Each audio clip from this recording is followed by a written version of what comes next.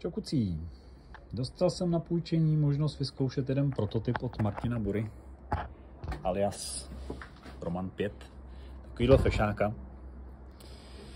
Univerzální vodkulička, 3 mm ve hřbetu, úplně mikrofazetečka, je to plochý výbrus vytažený opravdu do tenka, kde ta fazetka má 0,0 nic. Je to Vanadis, já jsem z Vanadisu nikdy nic neměl, takže těžko jako porovnávat, jestli se poved nebo nepoved oproti jiným Vanadisům, ale jenom taková srovnávačka s Morou klasikem, jedničkou, originálem. Je to zhruba stejná velikost nože, když si vezmete tu plochu, která řeže. Do ruky, hele, to je přesně trefený. Já jsem 190 cm vysoký, mám přes 100 kg a do té ruky je to tak akorát, že máte pocit, že ty vado pro ty 4 prsty není to málo. Zkusím 3 prsták, ne, to už je moc. Je to fakt tak, že to chytíte a máte pocit, že ty kráso, to snad dělal pro moji ruku. Já jsem ho používal 14 dní, možná 3 týdny. Poslední týden hodně intenzivně a je to takovej můj oblíbený, a teď to nemyslím špatně, kuchyňáček. Jo. Co se týká potravin, naprostá pecka. Ten Vanadis tomu nedává žádnou příchuť jako uhlíkovka, nemusíte se o to tak háklivě starat jako o tu uhlíkovku.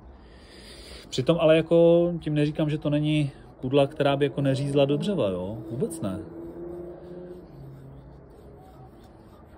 Je to takový ten šikulák prostě, kdy jdu ven a chci mít u sebe kudlu, která umí dělat všechny takový ty tábornický práce a nepotřebuju si jenom hrát, takže sebou nepotřebuju tahat tady to hovado, jako mám já teďka tu A1 od Folkáče. Ale jako má to škrtací hřbet, tím, že to má 3 mm, tak ono to i něco štípne, ale samozřejmě není to žádný krakenovský sekáč.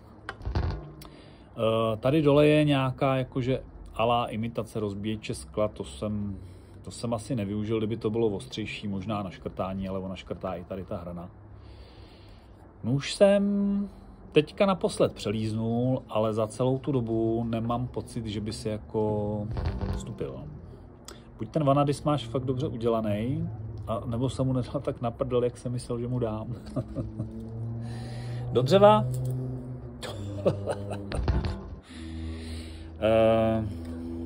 Chce se říct, že se mu tam tolik nechce, jako třeba s kanďákům, ale ne, je to jenom o pocitu a o tom najít to prostě v té ruce. Jak jsem řekl, kudle je na půjčení. Jde dál, už jsme domluvený. Sice jsem slíbil, že ji pošlu už před týdnem, ale měl jsem toho teď moc. Není teda pouzdro, já jsem ji dostal jenom takhle v krásném polystyrénku, takže v tom samém polystyrénku poputuje dál. Na rovinu, kdybys mi, a moc děkuju za půjčení, kdybys mi ji poslal už s nějakým tím Kidexovým pouzdrem, tak se obávám, že bych ji asi dál nechtěl posílat a rovnou bychom se domluvili, co za toho krasavce chceš. Protože to je kudla, která, hele, zastane všechny tábornické práce, to, co jako potřebuješ. Na ty moje zimní vandry, jasně, tam beru buď sekeru nebo něco většího, protože 3 dny pod Čirákem v lednu, tam asi ta skladba toho, co chceš dělat, vyžaduje jiný nůž, než je tohle. Ale tady na ty letní buřství lety není nic, co by ta kudla nezvládla. Nemám tady teď u sebe Firesteel, abych vám ukázal, že to i škrtá, ale já si myslím, že to asi není potřeba. Hele, Marťas, díky.